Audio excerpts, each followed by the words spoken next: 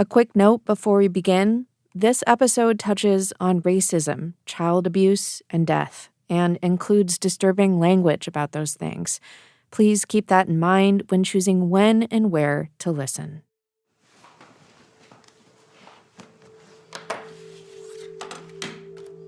Klamath tribal member and educator Gabrianne, or Abby, Hall sits down on a couch surrounded by bookshelves. She lays some photos and a stack of binders on the table, opens one up, and points to the top of a glossy page. This is David Hill. He is my grandma's great-great-grandfather. Many years ago, her relative was a tribal leader. Below his name is a family tree with branches that lead all the way to Abby. This tree holds some painful history.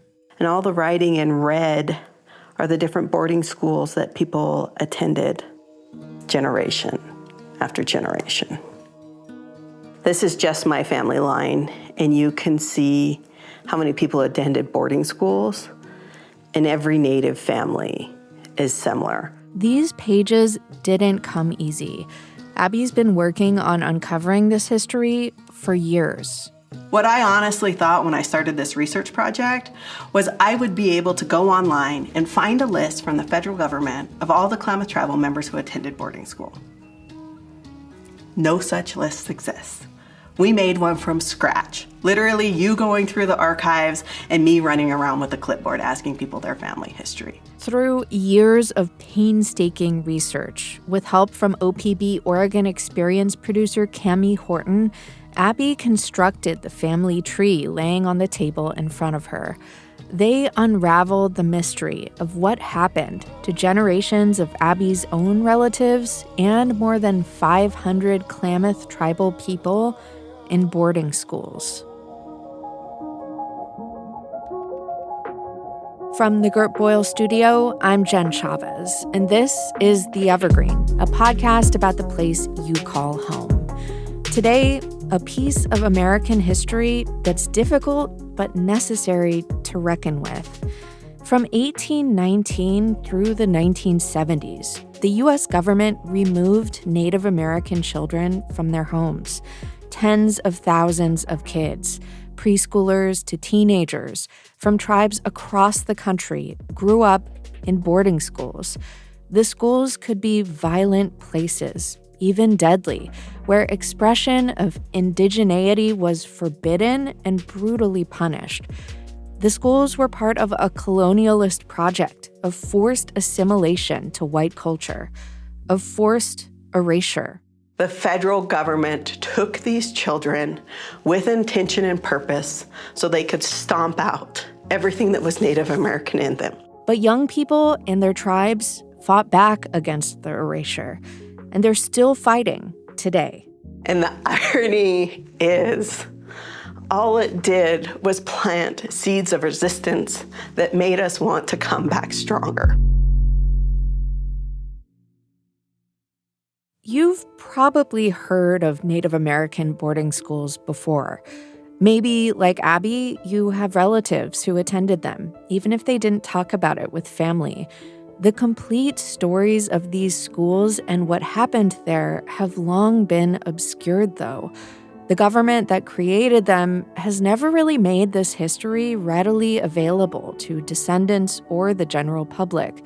But there were multiple boarding schools here in the Pacific Northwest, and all the tribes that call this region home were affected by them in some way. And there is an important part of this history that you should know, that within the generations of suffering these schools caused are stories of resilience, resistance, and survival.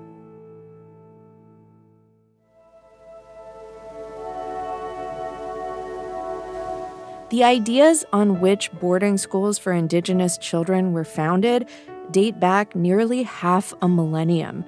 They came hand in hand with the colonization of this country.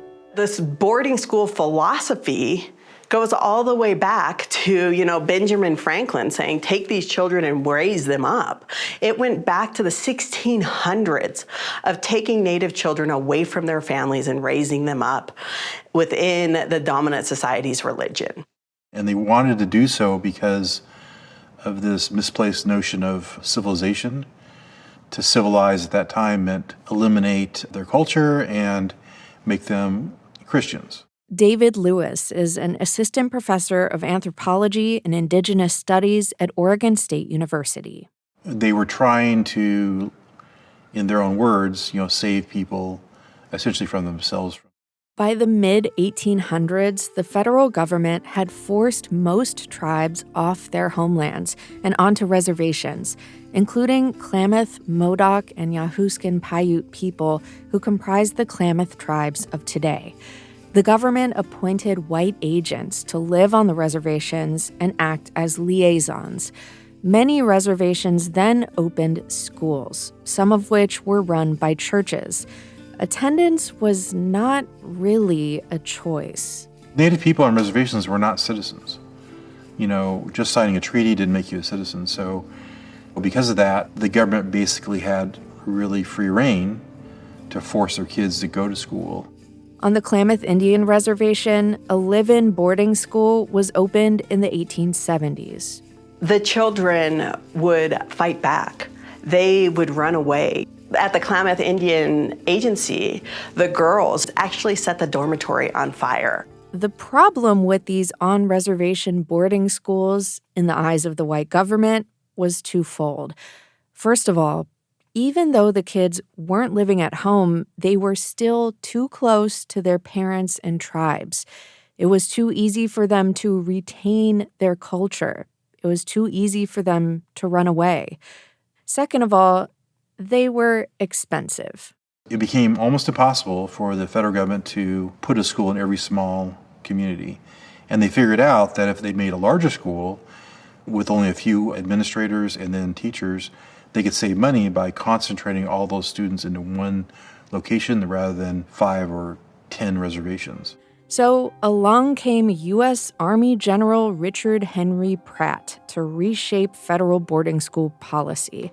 He actually coined the term racism, which he used to speak against racial segregation, which is ironic because he had pretty racist ideas about what integration meant when it came to indigenous people.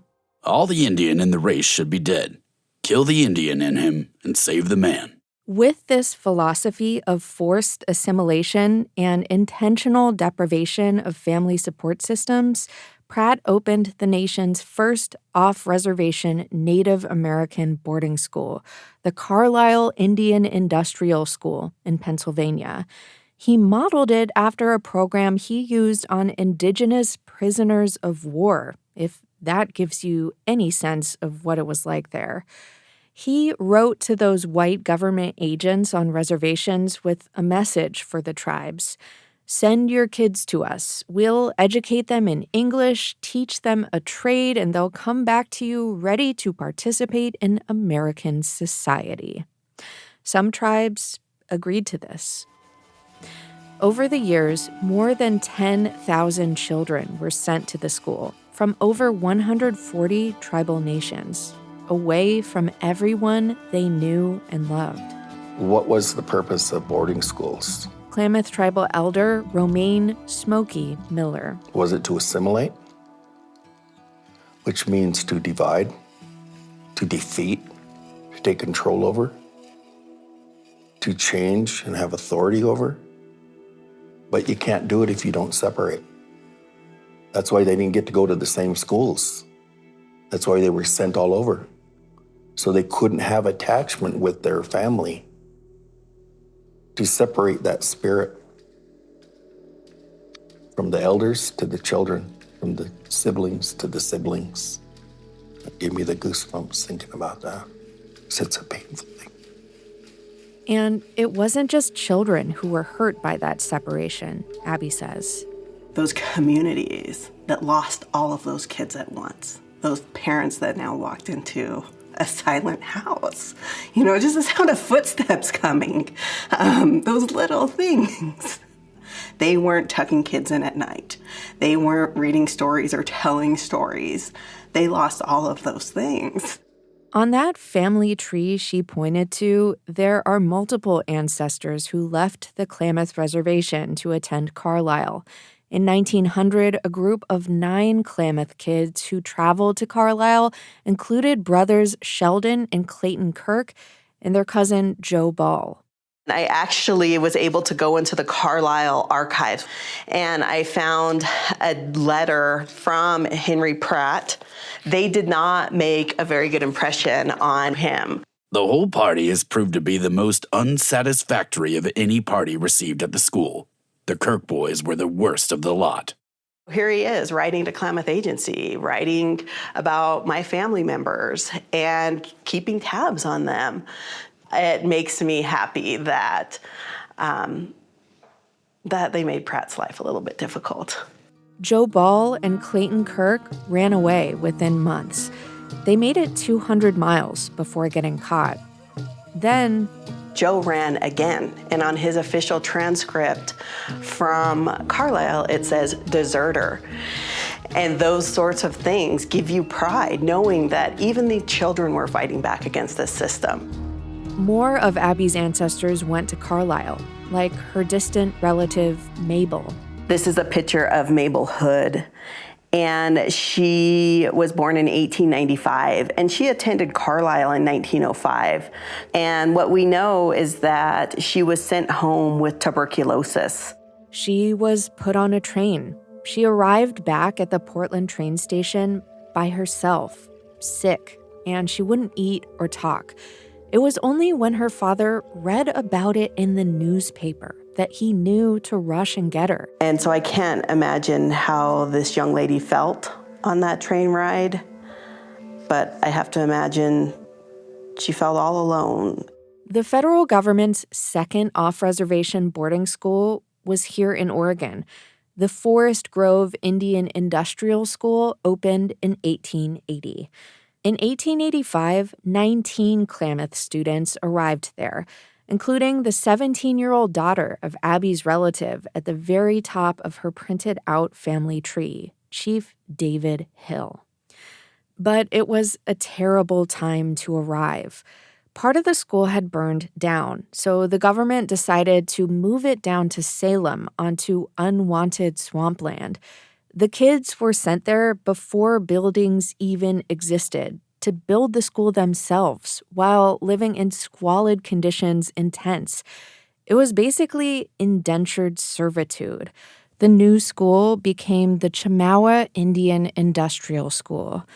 Within months, 2 of the Klamath students were sent home sick, including Abby's great-great-aunt, Lena Hill. She had tuberculosis, and then we don't know what happened. At least 6 of those original Klamath students died within the first year. Many children were buried at the school's cemetery. In the 1960s, it was bulldozed. A map of the cemetery was full of errors, but researchers found 270 kids died at the school, often of tuberculosis, but not always. And so I'm scanning the list, and a lot of them had died of tuberculosis and those sorts of things. And I see a name, Charlie Feister, Klamath, age 12, cause of death, gunshot wound. How does a kid get shot at boarding school? Charlie Feister was 10 when he was enrolled at Chemawa. Within days, he ran away and made it 100 miles before getting caught. He tried again 2 years later. He broke into a post office in search of food. The postmaster shot him to death. I was immediately angry at the institution that was so bad that a 12-year-old kid had run away 3 times. There's deaths and there's other abuses, a lot of other abuses that went on into the present era. Yvonne Bonnie Parazu is a Klamath tribal elder and a survivor of boarding schools herself. My mom went to boarding school up in Chemawa, I seen the scars, big old scars around her back, and they beat her with a rubber hose. In boarding schools, kids were beaten, starved, or put in solitary confinement for breaking the rules, including for speaking their indigenous languages. The way they went about disciplining kids for stepping out of line was really, truly brutal. It had to be hugely brutal in order for kids to be dying in school. Kids deemed troublemakers would sometimes be sent to reform schools or other institutions, like the state's so-called feeble-minded school. Records show 5 siblings from one Klamath family were sent there and sterilized. They were sterilizing Native American women in the boarding school here, and up into the 1970s. And so there's a whole generation of kids who were never born because they sterilized a good number of women in the boarding schools. Efforts to prevent births within a specific racial or ethnic group, by the way, that falls under the UN definition of genocide.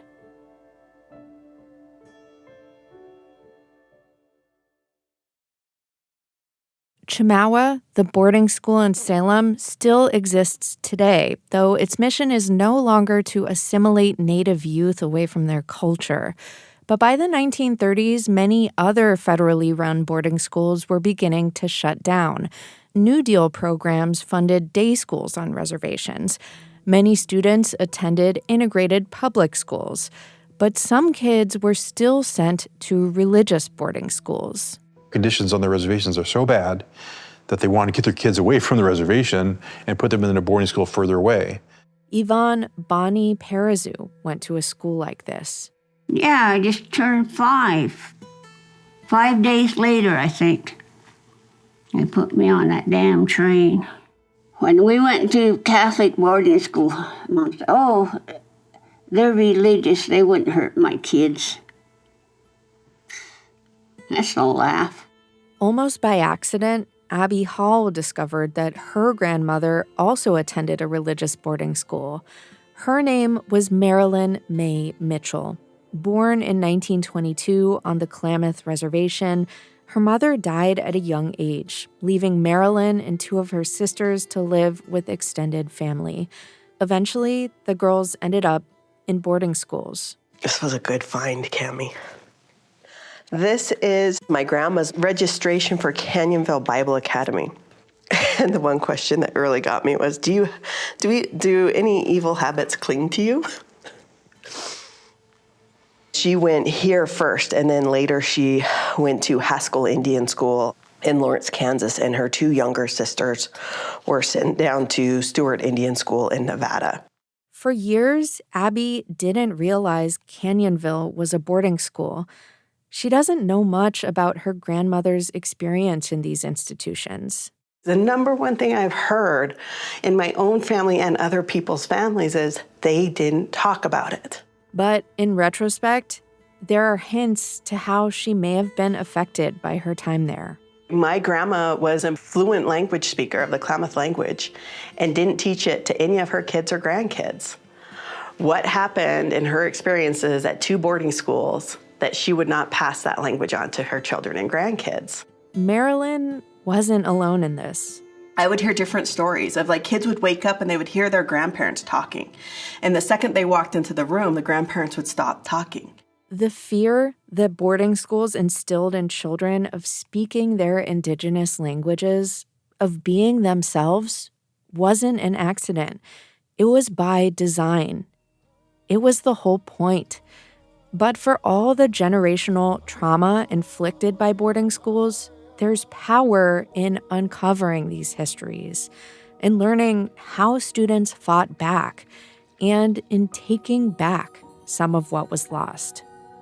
Coming up after a break, how younger generations are reclaiming their culture through education.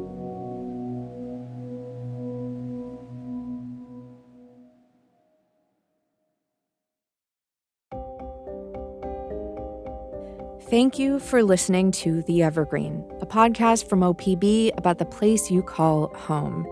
If you've learned something new today and want to keep that going, subscribe to us on your favorite podcast app, and we'll bring you more stories about life in the Pacific Northwest every Monday morning. You can also follow OPB on Instagram at OPBphoto, or follow me directly at Jen Chavez OPB. That's Jen with 2 N's, and I'll keep you posted on what Team Evergreen is up to.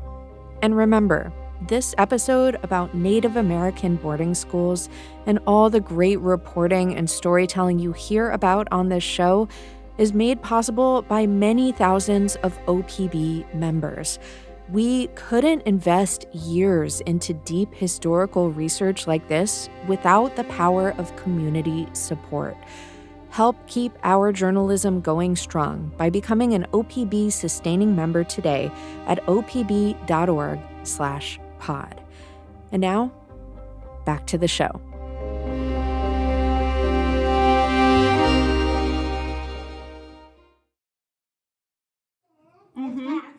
So we got Waklisi. How are you? So when you're introducing your name, we say Waklisi, Gal, Assassis, Kutsi.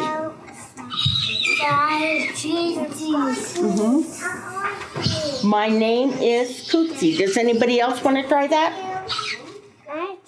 Kutsi Kuniel is a Klamath tribal elder and a project manager for the tribe's Early Childhood Development Center in Chiloquin. We're trying to bring back the Klamath language and the approaches in everyday use.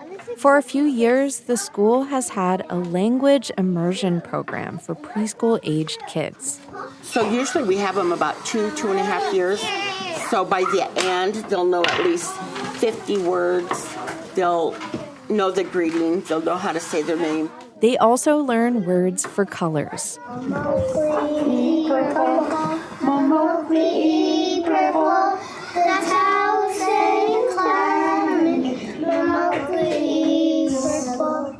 And animals. Wolf. Cat.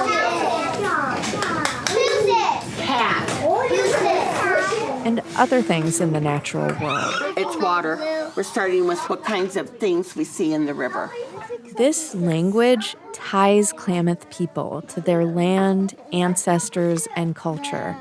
But the Klamath language, like many other indigenous languages, was nearly lost. That loss is something Kutsi recognizes in her own family story. My dad went to boarding school, and his family, they were all separated in different states. They only knew a few words. So, and wanting to know that side of my family and not having that information, showed me how important it is to be teaching these children their language, because it's going to last forever. Efforts like this are beginning to reverse the erasure of indigenous languages and cultures wrought by boarding schools. What once was punished is now empowered.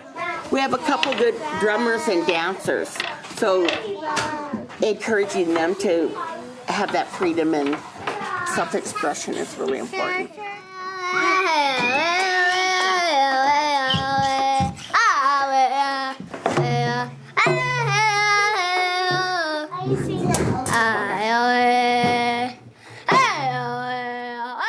We were once a singing people. We had songs for everything that you could think of, song for food, your first food ceremonies, your first catch, your first hunt, just any kind of thing that entailed daily life. Henry Rondeau is a Klamath tribal member who considers himself a cultural revivalist. He, too, is working to reawaken something that was nearly lost. I feel like the boarding school era kind of crushed a lot of our people here, especially with the whole language thing, breaking them and beating them for speaking their own language or singing their songs. And so that's a lot of the stories that I heard from a lot of my elders that have passed on is, they always said, we wish we could remember those songs, but a lot of them said they got them beat out of them. He's been on his own journey with reclaiming Klamath traditions. You know, I never really got to grow up in a traditional family like that, so a lot of it's still new to me. And as he's explored it for himself, he's exploring it with younger generations too. Good morning, everyone. How are all my little relatives today? Yay! For me, it's always going to entail music because I believe music is universal. A little faint sound was heard in the distance. You can hear something going on, and they heard the song.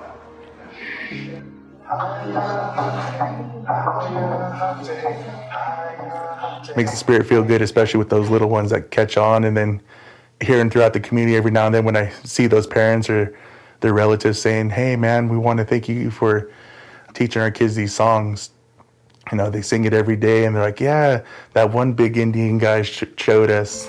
For his ability to pass on this music, he thanks ancestors who made it out of boarding schools, who resisted the government's efforts to kill their culture for good. You know, I just give Big Mo Sipketch a big thank you to all those survivors, and especially the ones that were able to come back home to give us a little bit of knowledge. Because without them, you know, we wouldn't be here without them and their love and their strength to be able to move forward. Abby Hall believes that even in the painful history that her relatives and so many Native Americans lived through, there are lessons that can give young people strength today. The reason she started researching her tribe's history in boarding schools in the first place was a piece of Oregon legislation related to education. What Senate Bill 13 did was it gave Oregon tribes the ability to write their own history that would now be taught in the Oregon education system. When she volunteered to help out, she thought finding that information would be easier. Naively, I thought, I can just go in and Google this and take what I already know that happened throughout the nation and just make it more specific, just narrow it down to the Klamath. And what I found was a complete void of records. Undeterred, she dug into research, including by word of mouth, asking fellow tribal members about their family history and connecting the dots. At a certain point, she linked up with our colleague, Cammie, who started helping Abby as she pieced together scant government records that did exist, scattered throughout archives, private collections, and churches. Quick side note, one thing I didn't know before is that the Mormon Church hosts a massive genealogical database online, and not just for Mormons. It's because they believe that people can be baptized as Mormon even after death, giving them a chance to enter heaven. The church has definitely been criticized for that practice by descendants of deceased people from different faiths, like Judaism. That aside, it's one online source for family history research that I wasn't aware of. Okay, back to boarding schools. Abby says this research into Klamath boarding school history has become her passion project. In the past few years, she estimates that she's given around 50 presentations about Native American boarding school history around the state, both to share her findings and to learn from people who show up to her talks, like this one in Chiloquin. Indian children were 6 times as likely to die in childhood while at boarding schools than any other children in America.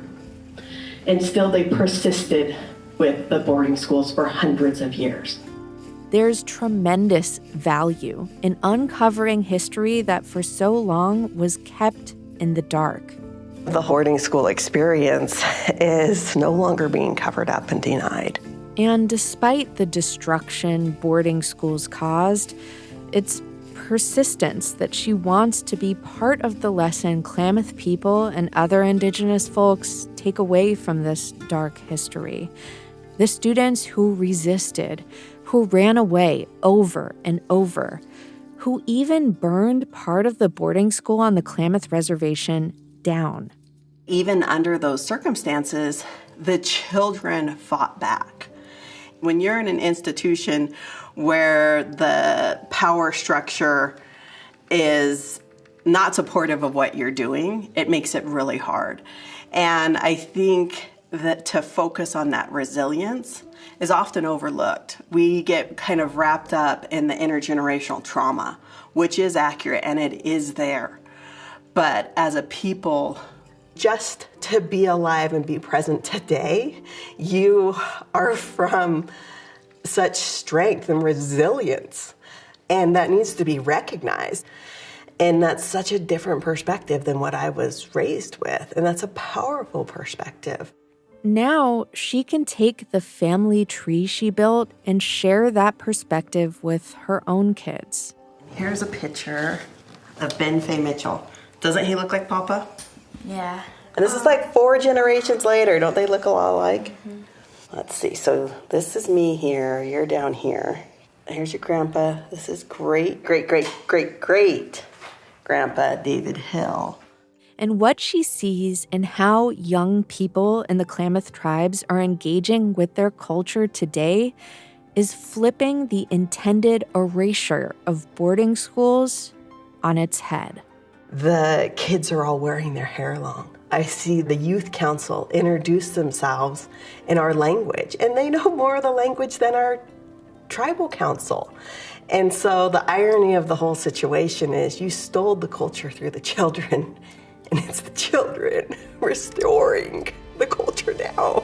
And so it's truly come full circle. What you intended for bad is now good. It's a really powerful thing to see and to know that it's the youth that did it.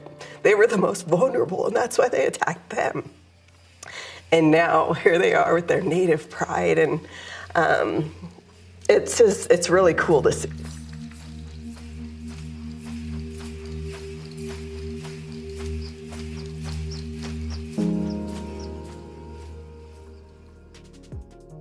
You can learn much more about Abby Hall's journey exploring how her family and the Klamath tribes experienced boarding schools from Cammie Horton's documentary for OPB's Oregon Experience.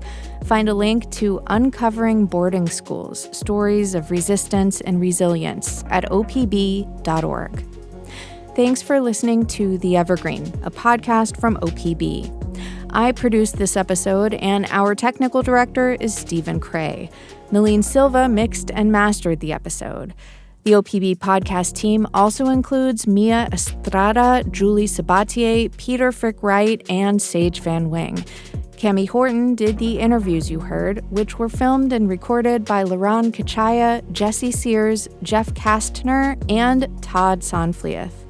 This episode features original music composed and performed by Christopher Hedge, featuring traditional vocals and instrumentation by Klamath tribal members Taylor R. Tupper, Garen Riddle, Henry Rondeau, Tyler Barlow, and Paul Horn. Additional music in this episode comes from Audio Network.